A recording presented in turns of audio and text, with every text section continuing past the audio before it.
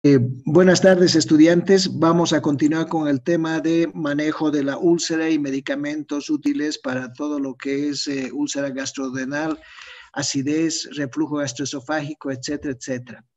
Fíjense, aquí vemos uno de los primeros medicamentos y se llaman antagonistas o contrarios o bloqueadores del receptor H2 y su propósito es reducir la secreción mediante la inhibición de la unión de la histamina a los receptores H2 en las células parietales. Tenemos dos grupos de fármacos, fíjense, la cimetidina y abajo ranitidina, famotidina, nisatidina. Hoy por hoy la cimetidina no se utiliza, pero era la indicación primaria antes. Las indicaciones siguen siendo las mismas para ambos grupos: úlcera gastrodenal, enfermedad por reflujo gastroesofágico, hipersecreción, esofagitis erosiva, se utilizan absolutamente. Los efectos colaterales de la cimetidina han sido muy altos y molestosos, por lo que se ha quitado este medicamento, pero obviamente quizás se pueda utilizar en otra instancia o en caso de que no cuenten con los medicamentos de tipo ranitidina o famotidina. Fíjense, lo más común: cefalea, artralgia, mialgia, diarreas, ginecomastia, galactorrea y pérdida de la libido, que hizo que esos medicamentos se desaconsejaran o no se utilizaran particularmente en varones, y sabemos que la lesión ulcerosa es más común en varones, entonces aquí hubo problemas. En cambio, ranitidina, famotidina, cefalea, marea, artralgia, mialgia, pero no producen pérdida de la libido, ni ginecomastia, ni galactorreo. Sus contraindicaciones son las mismas y aquí las consideraciones, fíjense. La cimetidina inhibe el metabolismo de ciertos fármacos a través del citocromo P450. Este es un medicamento que antes, al usar, había que tener muchísimo cuidado si se combinaba con teofilina, warfarina, fenitoína, porque retrasaba su eliminación de estos compuestos, particularmente con warfarina. Entonces, por esta interacción también la cimetidina fue descontinuada.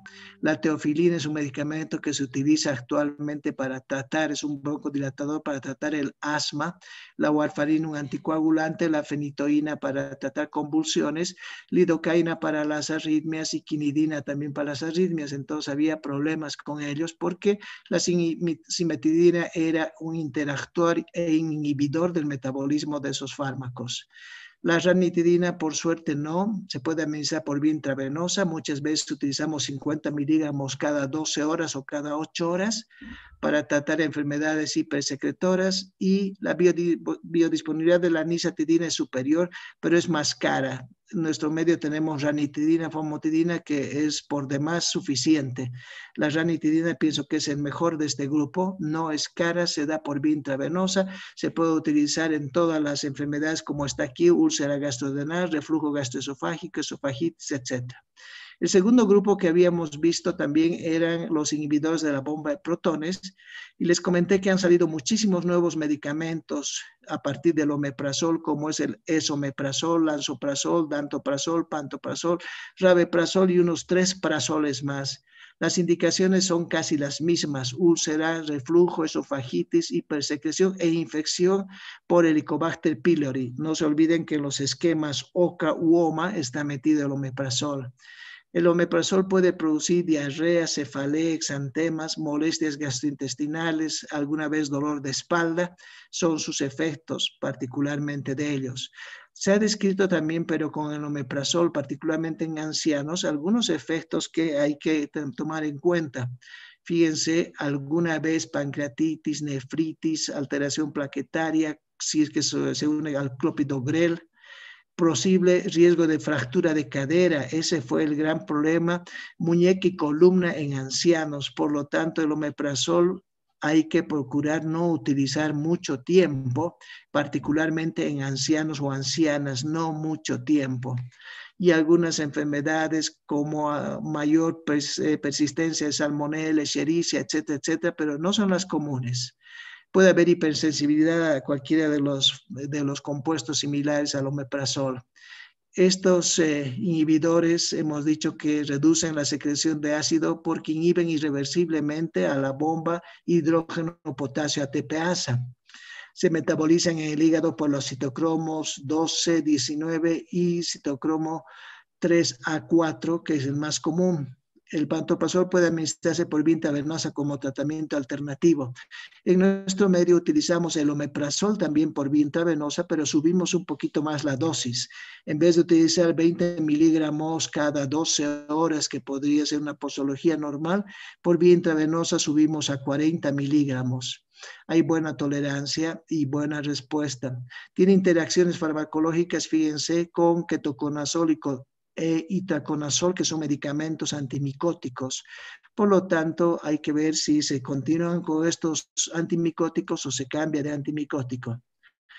Los antiácidos neutralizan el ácido gástrico, el hidróxido de aluminio y hidróxido de magnesia, están indicados para lo mismo, alivio sintomático de la dispepsia asociada a úlcera o hernia de hiato. El hidróxido de aluminio puede producir estreñimiento y el hidróxido de magnesio diarrea. Por eso que las presentaciones hoy por hoy vienen mezcladas de ambos, para que no haya ni diarrea ni estreñimiento. Acuérdense, aluminio, estreñimiento, y magnesio, diarrea, por hipermagnesemia o por hiperaluminemia. Reducen la velocidad de magnitud de la absorción de los fármacos si se dan al mismo tiempo. O sea que hay que utilizar siempre en tiempos distintos con otros fármacos, por favor, porque pueden interferir con la absorción. El bicarbonato de sodio antiguamente se utilizaba para alivio sintomático de la dispepsia, para alcalinizar la orina en caso de acidosis, etc. El gran problema es que puede producir calambres, flatulencia, alguna vez alcalosis respiratoria si la carga es muy grande, y las indicaciones lo mismo que el hidróxido de aluminio, pero puede retener sodio en pacientes con hipertensión o sobrecarga porque es bicarbonato de sodio. Entonces, sobre todo en los pacientes hipertensos, no hay que exagerar la dosis de bicarbonato. El carbonato de calcio se utiliza para osteoporosis y alguna vez para tratar las dispepsias. Puede producir, sin embargo, náuseas, vómitos, igual que el otro. El sucralfato son protectores de la capa mucosa. El mejor de ellos es el sucralfato. Fíjese las indicaciones: úlcera gastrodenal, úlcera gástrica, esófago, el reflujo gastroesofágico. Lo mismo que el bismuto coloidal, úlcera gastrodenal, úlcera gástrica, reflujo, diarreas, infección por Helicobacter pylori, está dentro de los esquemas, hemos visto. El sucralfato puede producir estreñimiento, es la única condición de que hay que avisar al paciente. Podría ser estreñimiento, sobre todo en pacientes cuya acumulación, toxicidad o con insuficiencia renal van a utilizar el medicamento. Y el bismuto produce oscurecimiento de la lengua y las heces, es la única indicación, muy oscura, se pone casi negra la lengua.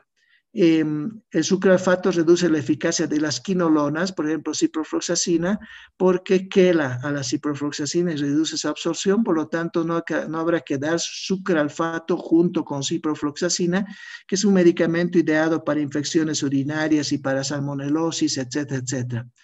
El bismuto es el componente del tratamiento para la erradicación del Helicobacter pylori, pero reduce la absorción de la tetraciclina por quelación. Y la intoxicación aguda por bismuto produce estomatitis, coloración de las mucosas, vuelvo a decir, se pone negra la lengua y alguna vez lesión renal y hepática. Las prostaglandinas, habíamos dicho, reducen la secreción de ácido gástrico, mejoran la secreción de bicarbonato, producen moco, aumentan el flujo sanguíneo. El único medicamento de utilización en caso de úlceras inducidas por acné es el misoprostol.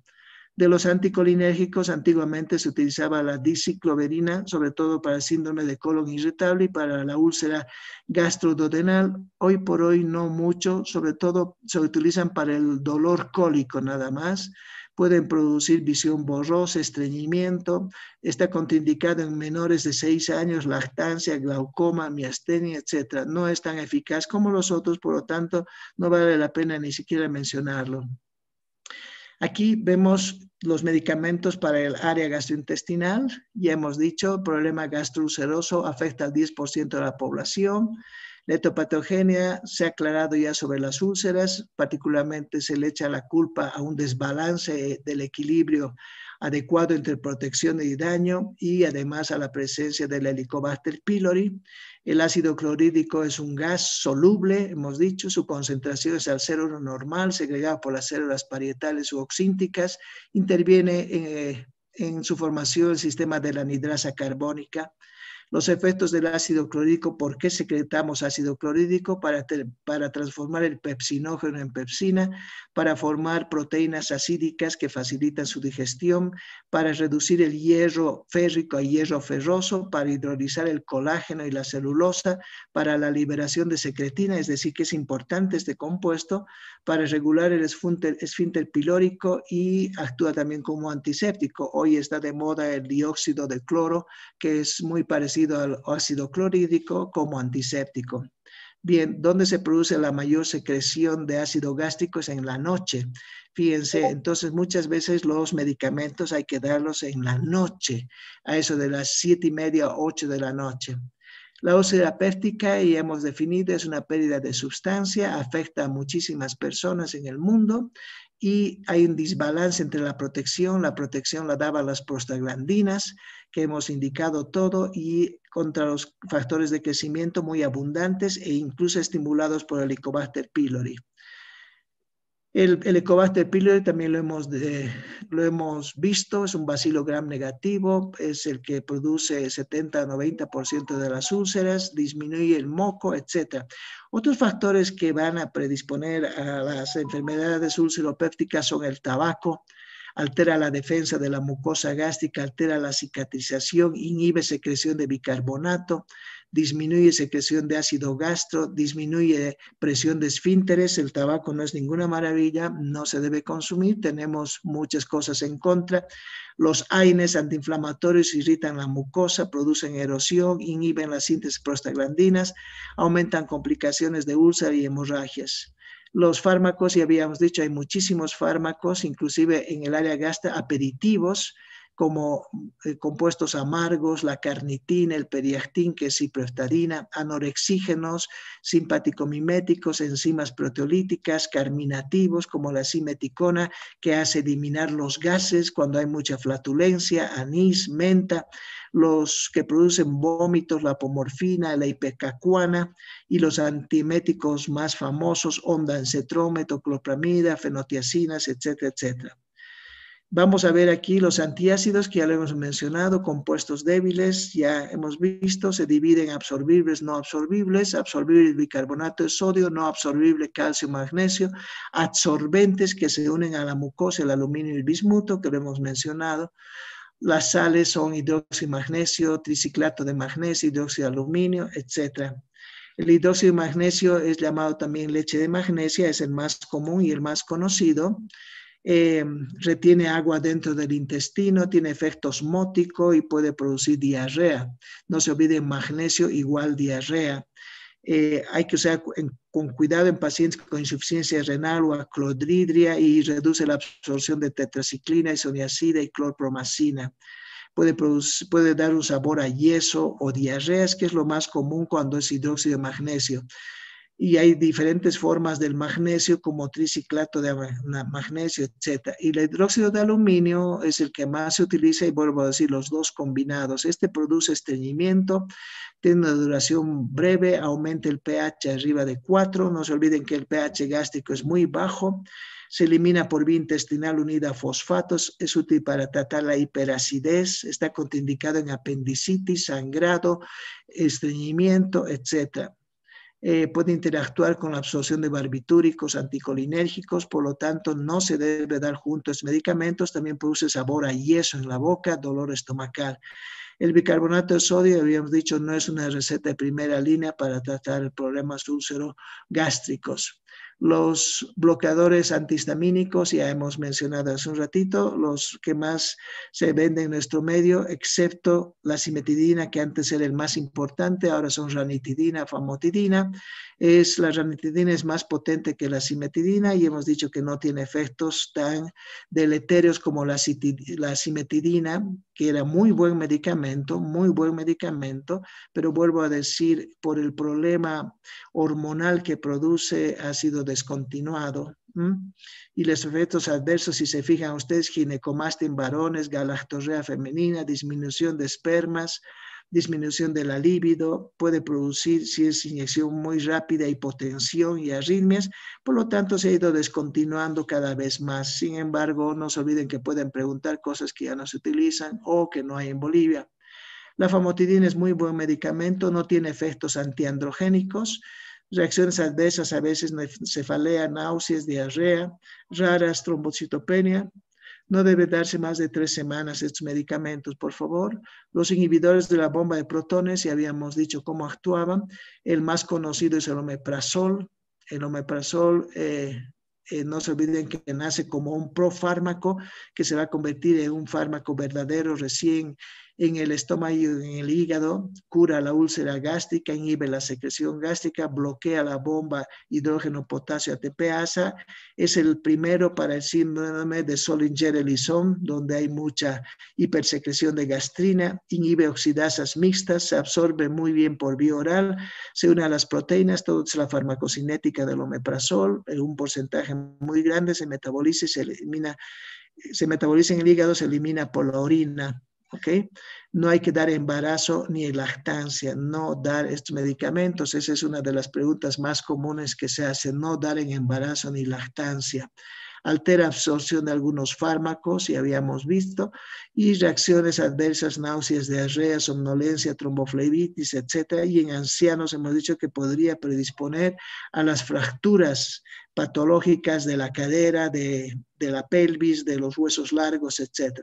El lansoprazol ha sido uno muy similar a ellos, tiene también una actividad muy buena, no tiene el problema de las fracturas ni el daño que podría que podría producir el omeprazol si se utiliza por mucho tiempo.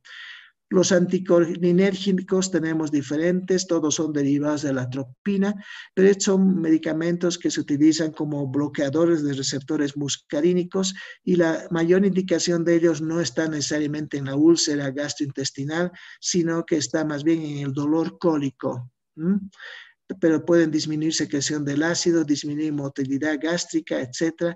Están contraindicados algunos en glaucoma. Y los protectores, ya hemos dicho, el sucralfato, misoprostol, bismuto coloidal. El sulfacalfato es un excelente medicamento, puede producir un poco de hipersensibilidad. El misoprostol es una prostaglandina E2 sintética, repara lesiones tisulares, pero sobre todo producidos por aspirina o AINES. Y el bismuto coloidal hemos dicho que es un bactericida contra el Helicobacter pylori. Es el único de este grupo que se utiliza contra el Helicobacter pylori. Aquí hay un trabajo de evidencia médica, ustedes tienen que leer trabajos con evidencia médica y me interesa que lean todo esto, por favor. Son unas 3 o 4 hojas de cómo se trata la úlcera, todo lo relevante, la epidemiología, todo lo que está subrayado es por mí, lo que está colocado con un paréntesis también es hecho por mi persona. Entonces ustedes pueden leer y decir la edad promedio de apariciones de 40 años para la úlcera duodenal y de 55 para la úlcera gástrica, el diagnóstico, cómo se hace, la úlcera y el Helicobacter pylori, todo lo que hemos revisado está aquí, por favor, van a dar una leída a esto porque está muy, muy bonito. Este es un trabajo del año, lamentablemente, del año 2016. Entonces, hoy día un poquito como que ha cambiado, pero las bases siguen siendo las mismas. La duración del tratamiento, dice, inhibidores de la bomba de protones, todas las correcciones o anotaciones, etcétera, que están subrayadas son hechas, vuelvo así, por mi persona, pero ustedes pueden hacer todo lo que gusten con ello. Necesito que lean, por favor. El conocimiento se adquiere por mayor cantidad de literatura, tienen la base y sobre esa base empiezan a leer, aumentan su conocimiento. Fíjense, hay varios estudios. El estudio Astronaut fue uno de los mejores que se hizo con el omeprazol para ver si 20 miligramos o 40 miligramos o 150 de ranitidina podían ser efectivos en una duración de 4 a 8 semanas. Y ahí están todas las indicaciones, cómo se hizo el trabajo. El otro trabajo es el estudio Omnium, que no fue mejor que el Astronaut fue uno de los mejores, y ahí tienen para leer y hacer un resumen, por favor, buscar en la literatura los nuevos trabajos que están habiendo, sobre todo para el tratamiento de las úlceras y para la úlcera péptica refractaria cuando vuelve a reaparecer. Es un trabajo muy lindo este, por favor, léalo. Bien. Ahora vemos medicamentos que sí ya son nuevos y que nos interesan, porque todo lo anterior era que teníamos que avanzar a la anterior clase. Y estas son drogas que se usan en el tracto gastrointestinal y que van a aumentar la motilidad o disminuir y aumentar las secreciones de todo lo que es el área gastrointestinal. Fíjense, tenemos drogas utilizadas en la enfermedad inflamatoria intestinal. Uno no cree, pero la colitis, la ileitis es muy común en nuestro medio. Nuestras comidas son muy picantes, por lo tanto tenemos una gran cantidad de colitis, ileitis, que se traducen en náuseas, vómitos, diarrea, flatulencia, malestar, y se han ideado diferentes medicamentos para tratar estas patologías. Entre ellos están los corticoides, hidrocortisona, prednisolona, en supositorios, en enema, prednisolona por vía oral. No se olviden que los corticoides es un tema de más adelante, pero vi que preguntaron alguna cosa en el examen. Los corticoides se clasifican por su tiempo de acción, de duración corta, media o larga. Las de duración corta son la hidrocortisona, la de duración media la prednisolona y de duración larga la betametasona y dexametasona, y entre medio está la triamcinolona y muchísimos otros más que son corticoides que terminan en lona u ona para recordar. Se utilizan aminosalicilatos como la sulfasalacina. La sulfasalacina hoy por hoy es el mejor medicamento, es una sulfa para tratar las ileitis o las colitis severas, particularmente cuando se producen por infecciones a repetición o por tratamientos radiantes o inflamaciones crónicas a nivel del intestino. Suplementos pancreáticos, pancreatina o enzimas pancreáticas para que todos los pacientes que tienen dificultad de digerir los alimentos, tienen un poco de esteatorrea, se llenan de gases, etc. Hay que utilizar enzimas pancreáticas o derivadas de pancreatina o simeticona que les había dicho. Laxantes, no cabe duda, se utilizan mucho los laxantes que pueden ser de salvado de trigo, que son laxantes naturales, que lo único que hacen es un bulto o metilcelulosa, que venden esto ni siquiera en farmacias, en supermercados hay salvado o metilcelulosa, que se utilizan como laxantes de bulto, que se llama, o laxantes osmóticos como el sulfato de magnesio y la lactulosa. Lo que más se utiliza prequirúrgico o quirúrgico es la lactulosa, por lo tanto este laxante osmótico tienen que saberlos. Hay otros laxantes osmóticos y otros laxantes, sobre todo irritativos, como el bisacodilo, que es de uso diario, pero como laxante osmótico la lactulosa, y esto sí van a preguntar por qué los cirujanos utilizan muchísimo la lactulosa. Bien. Después, para disolver cálculos o para ayudar a los ácidos biliares, se utiliza el ácido queno-desoxicólico o el ácido urso-desoxicólico, particularmente cuando la persona tiene muchos problemas vesiculares y no está en condiciones de ir a una cirugía por una colelitiasis. Aún se pueden utilizar estos ácidos biliares que son derivados de ácidos biliares de buey o de ganado bovino. También se utilizan antiespasmódicos, antagonistas muscarínicos como la atropina, propantelina, diciclomina y en nuestro medio el propinoxato. El propinoxato se utiliza muchísimo como antiespasmódico, analgésico para el dolor cólico de tipo particularmente intestinal u otros dolores cólicos. Y antidiarreicos tenemos derivados de la morfina o la morfina mismo, la loperamida, que es otro medicamento que es un antidiarreico que no tiene efectos hipnóticos ni analgésicos como la morfina, pero es un derivado opioide. Bien, fíjense los trastornos digestivos que vamos a mirar. Hay muchos trastornos digestivos y se caracterizan por la presencia de síntomas.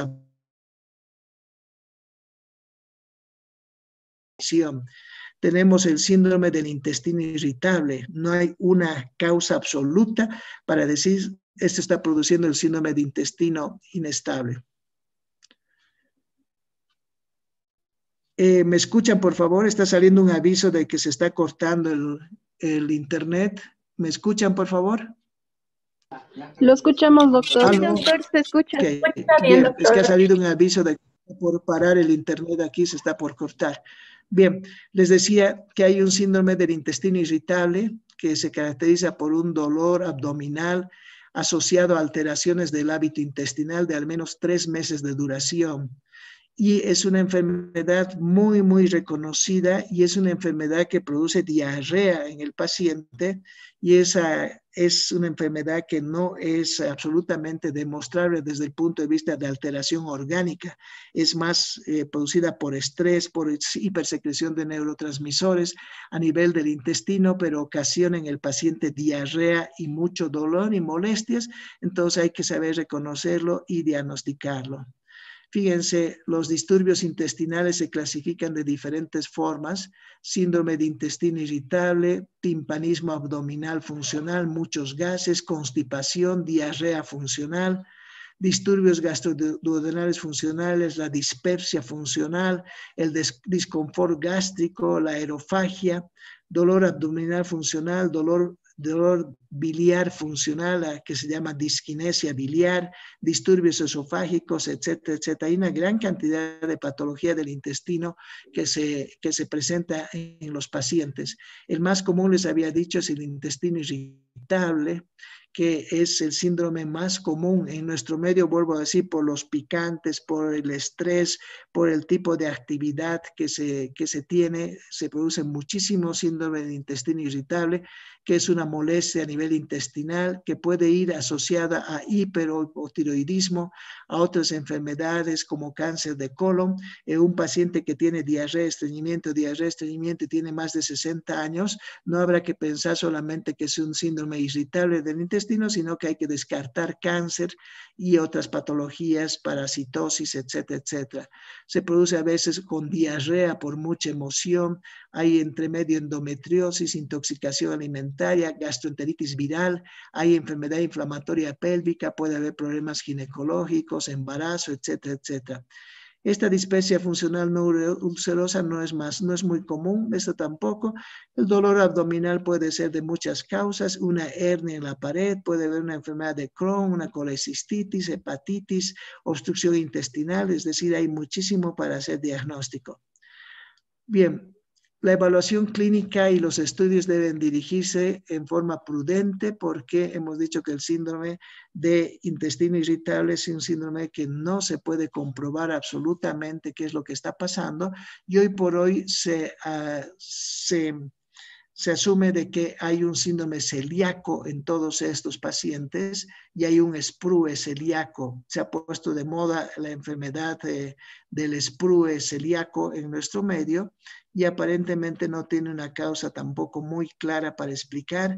Aparentemente puede ser que haya Helicobacter pylori o no. Se tiene que hacer con tratamiento en base a dietas, es lo más común que se hace. Educar al paciente, tranquilizar, dar dietas, procurar no dar productos derivados del trigo o de la harina de trigo, disminuir el consumo de galletas y de harinas y hacer un tratamiento muy, muy sintomático en los pacientes. Es decir, lo que aparece, tratar, no va a resolverse con fármacos específicos. Los antieméticos son útiles si hay náuseas o vómitos. Cuando hay dolor se darán antiespasmódicos o anticolinérgicos, la iosiamina. Les vuelvo a decir, en nuestro medio el propinoxato es el más común. Si hay estreñimiento, habrá que dar fibras de dieta. Si hay diarrea, contrariamente, habrá que dar loperamida, que es un antidiarreico, de 2 a 4 miligramos hasta 4 veces al día para disminuir la frecuencia de deposiciones.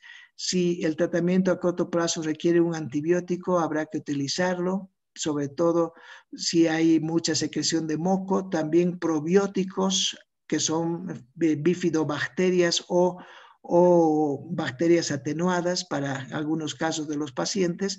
Y estos son algunos medicamentos específicos que se han utilizado para tratar el estreñimiento y a veces algunas molestias. La lubiprostona es un activador selectivo del canal de cloruro y mejora los síntomas de intestino irritable con predominio de estreñimiento en mujeres. Entonces, es muy parecido a los medicamentos de tipo prostaglandínico, para que se acuerden.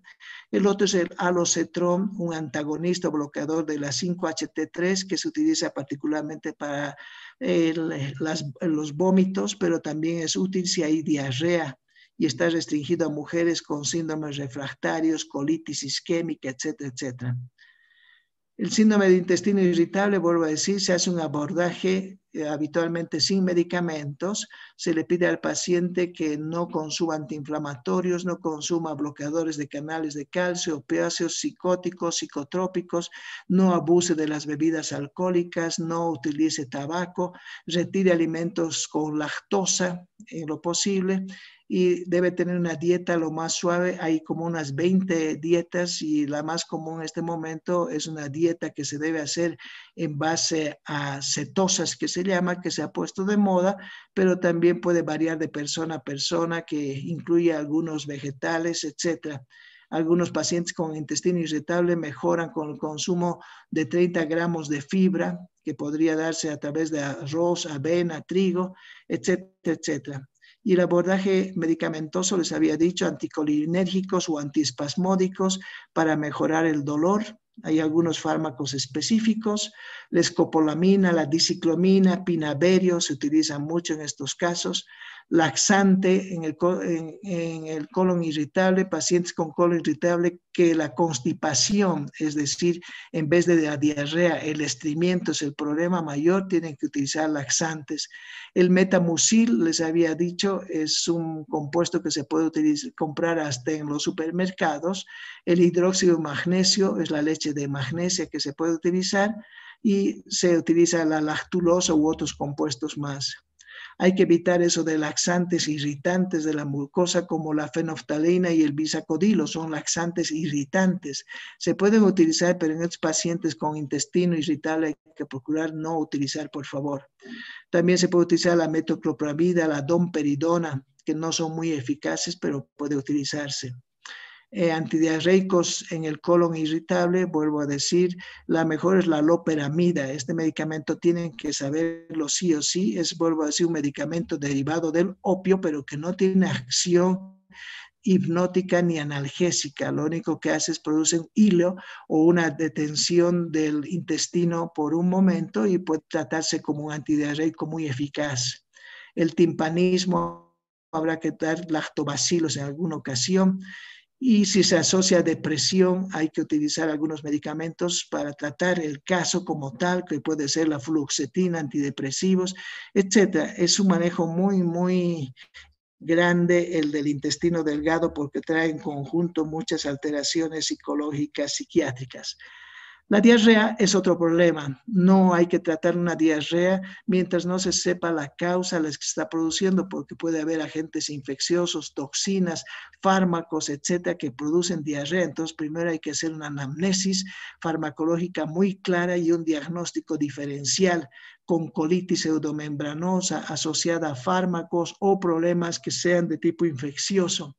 La diarrea crónica se trata de una patología con heces sueltas por mucho tiempo, y este también requiere un diagnóstico. Habitualmente las diarreas deben hacerse diagnóstico por las heces, debe hacerse un coprocultivo, un coproparasitológico, en caso necesario una colonoscopía, una rectoscopía para determinar a qué se está produciendo esa diarrea.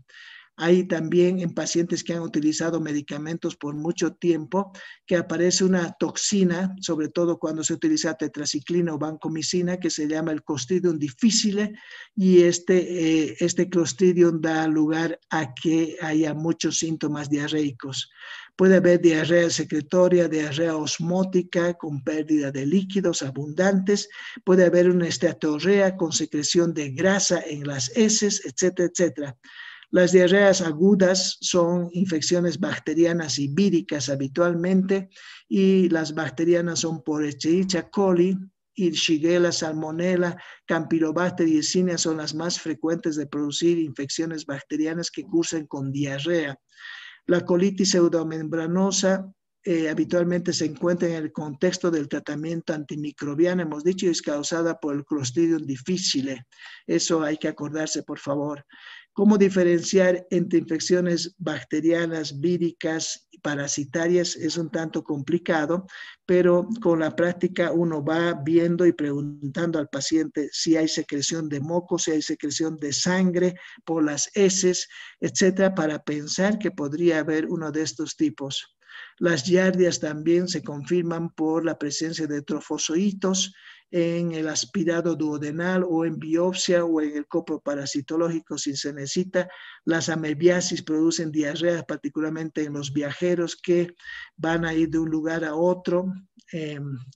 También la visualización de trofozoitos o entomología histolítica en las heces es la prueba para diagnóstico. No se olviden copro parasitológico, copro cultivo, diarreas por fármacos, los laxantes producen diarrea, los antiácidos producen diarrea, los fármacos cardíacos, digital, quinidina, la colchicina que se utiliza para tratamiento de la gota produce mucha diarrea, algunos antimicrobianos. Hay que también considerar la enfermedad de injerto frente al huésped en trasplantes de órgano, trasplantes de médula ósea. Y la diarrea crónica tiene que hacerse una anamnesis muy clara, una exploración física. Se debe clasificar diarrea crónica como diarrea acuosa, diarrea inflamatoria, diarrea grasa, etcétera, etcétera. El tratamiento para todas las diarreas es la hidratación, no cabe duda. La diarrea en los niños y en los ancianos puede matar al paciente. Entonces, lo primero es hidratar bien al paciente a la edad que fuera, sobre todo si está en los extremos de la edad. Debe añadirse hidratación intravenosa en muchas ocasiones y la hidratación requiere de Ringer. Acuérdense el nombre, Ringer es la solución mágica para tratar la diarrea. 1 litro de Ringer, 1000 cc de Ringer y el paciente está rehidratado por el momento y eso ya evita la pérdida de líquidos y electrolitos que puede ser fatal en algunas situaciones.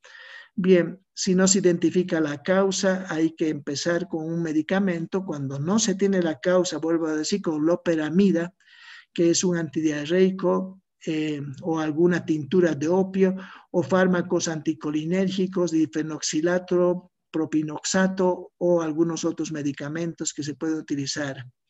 También caolinpectina se puede utilizar como antidiarreico. Este era el mejor antidiarreico hasta que apareció la loperamida. Caolinpectina es muy buen medicamento para tratar las diarreas. El subsalicilato de bismuto también, que tiene propiedades antibacterianas. Algunas resinas de fijadoras de ácidos biliares, pero no son muy efectivos. Y el octreotide, este es un medicamento que generalmente preguntan, no utiliza un médico general, pero pues capaz de que pregunten en farmacología. Es un tratamiento que se utiliza cuando la persona tiene particularmente un tumor neuroendocrino o es una diarrea debida a un mecanismo hormonal, así se llama. Ahí se utiliza octreotide, pero vuelvo a decir, no es de manejo del médico general. En el caso de que haya mucha diarrea y se compruebe que hay un tumor, vuelvo a decir, neuroendocrino, o la causa sea un mecanismo hormonal, el octreotide sí es un medicamento útil en esos casos. El tratamiento antibiótico empírico muchas veces se hace y uno de los agentes que más produce diarrea es el Escherichia coli. Entonces hay que tratar con quinolonas, puede ser la ciprofloxacina, 500 miligramos 2 veces al día durante 2 o 3 días, sobre todo 3 días, o norfloxacina, o el Bactrim famoso, Bacterol o clotrimazol que se utiliza, el sulfametoxazol más trimetropina por varios días, eso vamos a ver cuando hablemos de antibióticos, el metronidazol que es el mejor para las colitis pseudomembranosa, la vancomicina oral en algunos casos, etcétera, etcétera, etcétera. También el metronidazol, si es que hay amebas, la dosis es más alta, sin embargo, y algunos otros medicamentos que se utilizan. Las diarreas en la enfermedad del HIV es otro problema porque aparecen microorganismos oportunistas, ya no son los clásicos, entonces habrá que hacer un cultivo, identificar cuál es el microorganismo que está produciendo, hacer un antibiograma y ver a cuál responde y si tiene algún tipo más de enfermedad de transmisión sexual o no, hacer el tratamiento. En el estreñimiento es lo contrario. Habíamos dicho entonces, lo primero, hacer un cambio de hábito intestinal en el paciente, acostumbrarlo a que una sola hora en el día entre al baño. Los pacientes por lo general son muy irregulares, a cualquier momento del día entran al baño. Hay que enseñar y hay que tener hábitos intestinales en una sola hora precisa, en la mañana o en la tarde, en la noche, debe entrar al baño el paciente. Y hay algunos medicamentos que pueden producir estos problemas de estreñimiento, como también enfermedades como diabetes, hipotiroidismo, etcétera, que habrá que hacer una anamnesis adecuada. La falta de ejercicios también produce estreñimiento, dolor al defecar, pueden haber fisuras, hemorroides, etcétera, etcétera. Las pruebas diagnósticas, lo mejor la colonoscopía y un enema opaco del colon por enema, para descartar la posibilidad de un cáncer colorectal. El tratamiento, lo primero, el ejercicio, de ingesta de líquidos abundantes, suplementos de fibra. Hay que darles fibras, vuelvo a decir, existe el salvado, el metamucil que se puede recetar.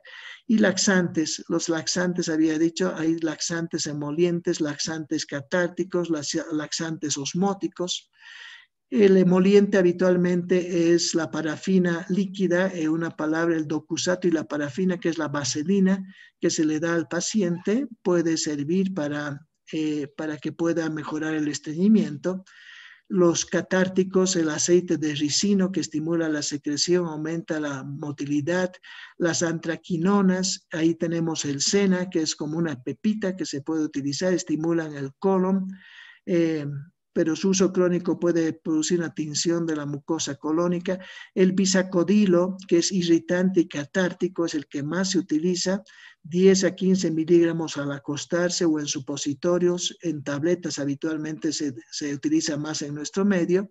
Es similar a la fenolftaleína y estimula el peristaltismo. Estas son preguntas que van a hacer para que ustedes sepan qué medicamento pueden dar en el paciente. Los catárticos osmóticos son sales o carbohidratos no absorbibles. Particularmente se utiliza la lactulosa, es el que más se utiliza como catártico osmótico, el citrato de magnesio o la sal de magnesio. Los enemas también son muy buenos para tratar los problemas de estreñimiento en el paciente. Hay enemas que se pueden hacer de agua tibia, agua con jabón nada más, o un poquito de agua con sal. Son enemas que se llaman de grifo, enemas del agua del grifo para limpieza intestinal, o vuelvo a decir, se reservan para otro tipo.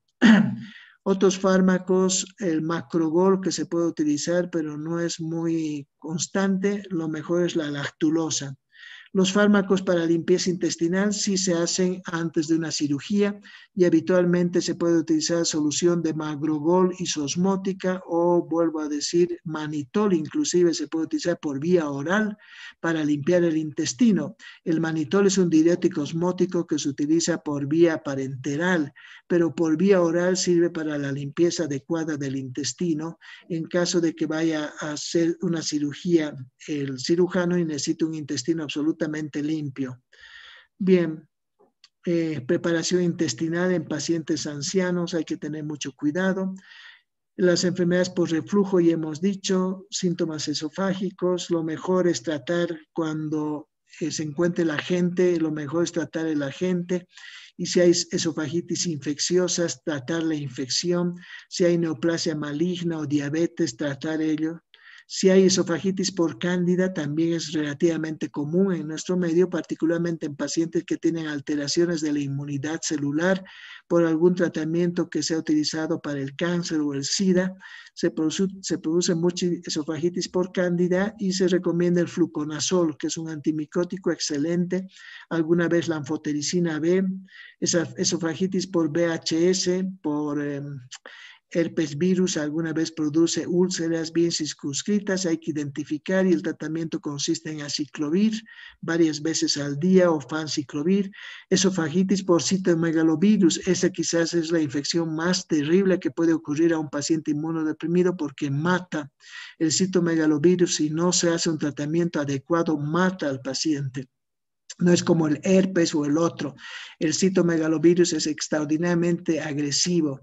Se utiliza valganciclovir u otros derivados como ganciclovir, etcétera, etcétera. Si hay mucha esofagitis, se puede utilizar lidocaína viscosa, que significa un anestésico y enjuagues con sucralfato para que el paciente pueda hacer pasar los alimentos y no tenga tanto daño del esófago. La esofagitis química también hay que evaluar qué se puede hacer, con qué se ha producido la quemadura química, si es con aspirinas, con bifosfonatos o alguna cosa que la ha producido para evitar la úlcera particularmente. Pruebas diagnósticas que se hacen en endoscopía, no cabe duda. La endoscopía nos permite diagnosticar una esofagitis en cualquier tipo de situación. Muchas veces se hace manometría esofágica también para identificar alteraciones motoras en el tránsito esofágico. Medicamentos antiácidos y antagonistas de los receptores histamínicos, inhibidores de la bomba de protones se puede utilizar. Los inhibidores de la bomba de protones en esofagitis o reflujo son lo mejor. Ahí tenemos, hemos dicho, el omeprazol. El gran problema es que el uso prolongado de inhibidores asociado con dismineralización ósea, les había dicho, infecciones entéricas, reduce la concentración de vitamina B12. Entonces, a todos los pacientes que consumen por mucho tiempo inhibidores de la bomba de protones, hay que darles vitamina B12, hay que darles calcio y no utilizar mucho tiempo, por favor, mucho tiempo no. La administración con clopidogrel puede inhibir a la P450 que activa el clopidogrel y lo vuelve como un medicamento anticoagulante, antiagregante plaquetario muy, muy intenso. El tratamiento quirúrgico muchas veces se tiene que tratar con cirugía, fundoplicatura, etcétera, etcétera, lo verán en cirugía. Por último, entramos a un caso clínico para analizar todo este grupo de fármacos. Fíjense, por favor.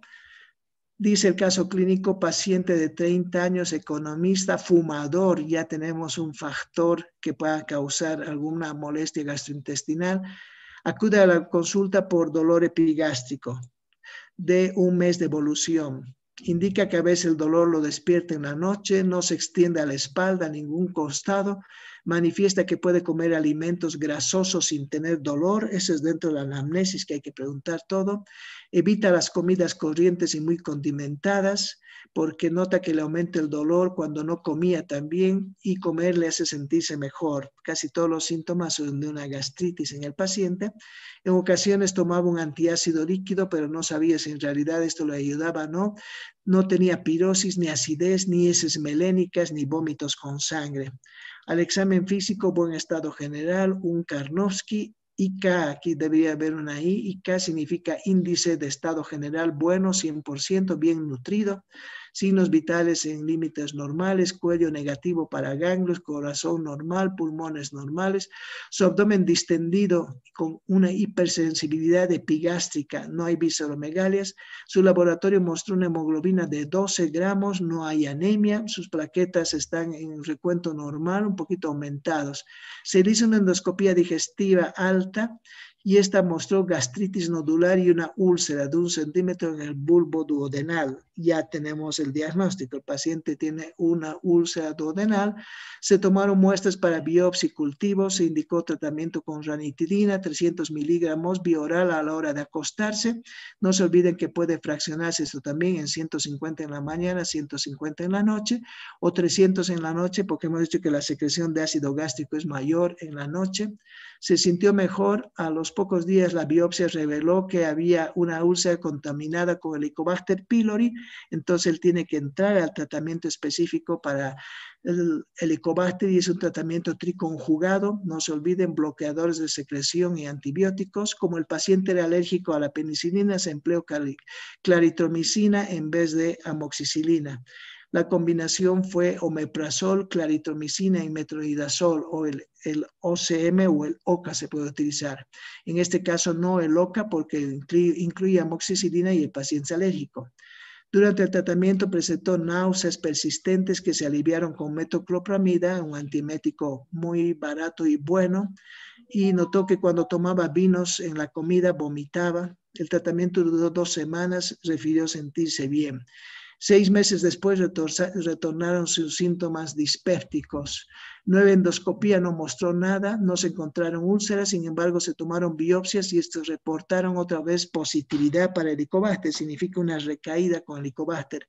El gran problema del Helicobacter y las úlceras es que recaen muchísimo. Se restableció tratamiento con subsalicilato de bismuto, claritromicina, tetraciclina, que fueron suspendidos después de 2 semanas y no hubo más recurrencia ni síntomas. Entonces, ¿qué tienen que hacer en esta práctica, por favor? Definir el problema, indicar los métodos de diagnóstico, describir cuáles han sido los mecanismos de los fármacos, etcétera, etcétera, por qué el vómito con la ingesta de vino y bla, bla, bla, bla. El otro caso clínico, una mujer de 35 años de edad que tiene debilidad, mareo y malestar epigástrico. Tiene antecedentes de úlcera péptica hace 5 años, por lo que toma antiácidos. Refiere cefalea desde hace 20 años porque ingiere aspirina, 325 miligramos 2 veces al día. Hace 2 semanas alteraciones en la piel, se le prescribió por acné tetraciclina. Al examen físico, pálida, aletargada, sus signos vitales estaban en parámetros normales. El laboratorio descubrió una hemoglobina de 8. Esta paciente tenía anemia, 8 gramos de hemoglobina y es una anemia. El frotis sanguíneo mostró eritrocitosis, hipocrómicos y detectó sangre oculta en heces. La cuenta de plaquetas fue 800,000, muy alta, y la cifra de reticulocitos un 0,2%. Se estableció un diagnóstico de anemia por deficiencia de hierro debido a la pérdida crónica de sangre por tubo digestivo. Se pensó que la pérdida era ocasionada por salicilatos para tratar la cefalea o por úlcera o por ambas cosas. Se inició una terapéutica con hierro por vía oral en forma de sulfato ferroso, 500 miligramos 3 veces al día durante 3 semanas. Luego se redujo a 100 2 veces al día, etc. Nuevo frotis al finalizar la terapia mostró una hemoglobina de 12 gramos, había mejorado todo. Se explicó a la paciente cómo utilizar la aspirina, la tetraciclina y se comenzó una búsqueda de sangrado en la parte alta del tubo digestivo. Entonces, aquí viene un cuestionario que tienen que hacer ustedes, cuáles son los problemas, los tipos de anemia, cómo es el diagnóstico, qué pasa con el hierro, bla, bla, bla. Hay que seguir el ABP para ayudarse en el caso. Y aquí preguntas que ayudan para resolver todos estos casos, anticolinérgicos, diclofenaco, qué pasa, en algún momento se prescribirá lactulosa y neomicina, cuál es el fin, etcétera, etcétera, etcétera. Muy bien, aquí viene otro caso clínico, un paciente con obstrucción intestinal en curso, se le indica medicamentos y estos son los medicamentos personales del área digestiva que deben saberlos y tenerlos ustedes en su vademecum, por favor. Todos estos fármacos deben conocerlos y no solamente de ser de elección uno de ellos, tienen que ser los 10 medicamentos para uso constante por ustedes. Muy bien, chicos, ahí terminamos fármacos del área digestiva. La próxima semana vamos con asma y estamos un poquito alejados del contexto. Mañana no se olviden, por favor, hay clases teóricas, la voy a dar yo. Empezamos mañana ya el área de terapia hormonal. Voy a empezar con diabetes de tipo 1. Por favor, a las 7 menos cuarto, avisen a todos sus compañeros. Voy a estar en el classroom empezando la clase. 7 menos cuarto, por favor. Y vemos lo que es diabetes mellitus de tipo 1, que va a ser toda esta semana. La siguiente semana va a ser diabetes mellitus de tipo 2. Muy bien. Si alguna pregunta tienen, por favor.